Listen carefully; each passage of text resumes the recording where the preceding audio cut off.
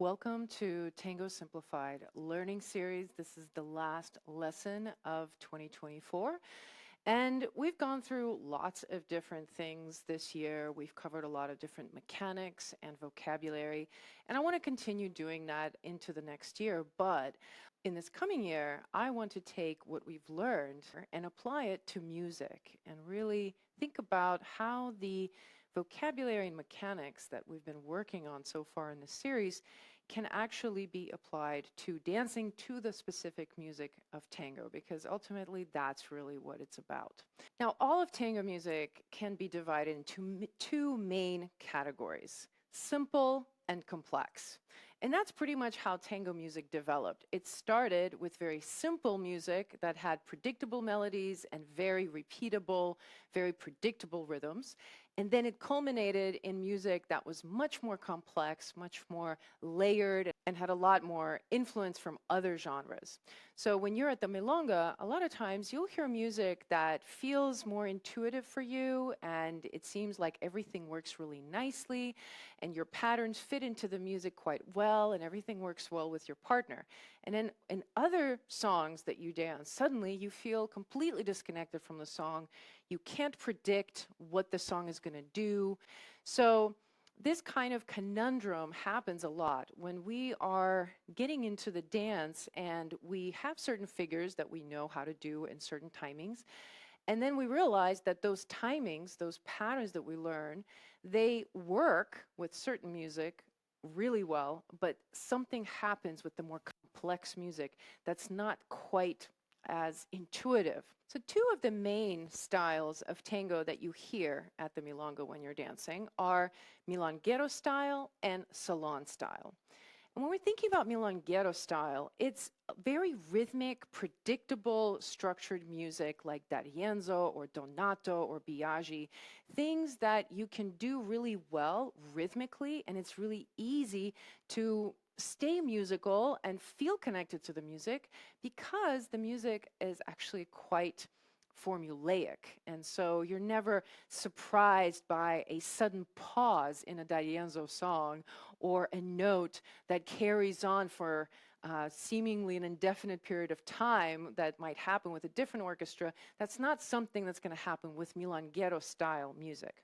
But then when we're dancing to something like Salon style, there will be a difference in the energy of the song and the whole premise of the song, because it's not any more rhythmic. It's not any more predictable.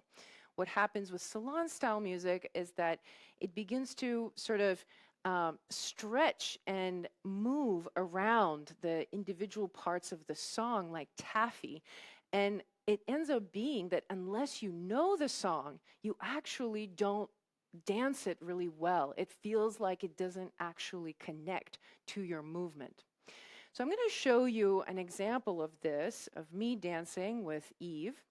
The first song is going to be Milonguero style, D'Arienzo El Choclo.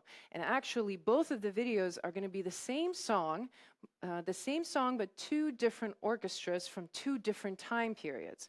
So the first song is going to be by D'Arienzo, and it's going to be Milonguero style. Now, what you'll see me do is I do a lot of small movements. My steps are quite truncated, and I try to move as if I'm trying to stay in a little bubble around me. And as I go around this imaginary line of dance, I think a lot about using the turns and constantly rotating to create variety with simple movements. So you'll see me using things that we've talked about in this series this year. Right turn, left turn, ocho cortado. I don't do a lot of other stuff. I really use most of the time these simple movements, just combining them in different ways. So let's look at this first example of dancing to El Choclo by D'Arienzo from the Milonguero style.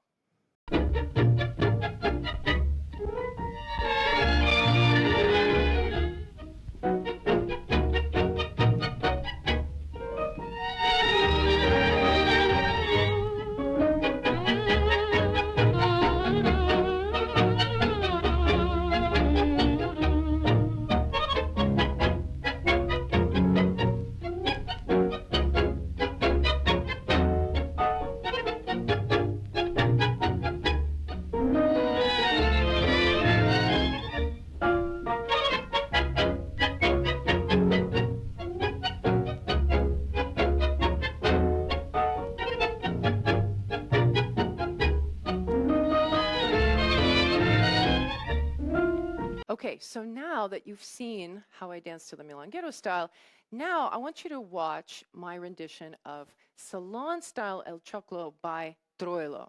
And what you'll notice with Troilo that is very different from D'Arienzo's rendition of El Choclo is that there is not that predictable beat. And the song is really not about rhythm, it's about the melody and the emotion. And that idea of the taffy that I talk about, that salon music does really well, of stretching different parts of the songs. The way I express that is I use the same movements. So let's say I'll be using my ocho cortado, right? Here's my ocho cortado. But instead of making the movement fall on the beat the way I would with D'Arienzo, because the beat is very regular, and I can just go quick, quick, slow, quick, quick, slow. With salon style music, a lot of times you don't have that. The music becomes a little bit more unpredictable. So you do have to know the song, which I do know this song, I've heard it many times. So you'll see me take the same shape like ocho cortado, but I will mold it and change it inside. So instead of just going quick, quick, slow, I'll go slow, quick, quick, slow, slow, slow, slow, slow, and then proceed, so I can change. And I'm just giving you an example verbally, but it's not even that precise, right? I'm actually thinking of my movement filling the space of the song, filling the line of the vocals that the vocals are giving me. So I'm trying to time my movement so it sort of represents the music that I'm hearing. So I want you to pay attention that the vocabulary that I use is actually going to be very similar. And that's the big trick with dancing. The difference between these styles is you don't actually have to know a lot more vocabulary. You just have to know how to take the vocabulary that you already have and mold it so that it looks more like it fits with the music.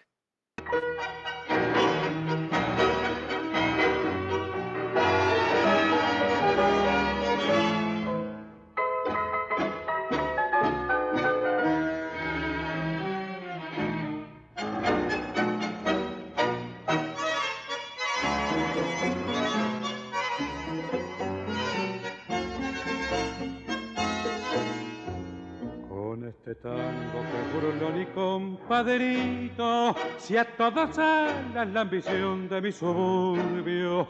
Con este tango nació el tango y como un grito salió del sórdido barrial buscando el cielo. So that was El Choclo by Troilo. I hope you heard how different that was. And you hopefully saw how differently I approach it, how differently I dance it. Now it's your turn. I would love for you to take these two songs, which if you need them, if you have a Spotify account, I am linking those songs in the show notes so you can pull them up on Spotify or find them on YouTube.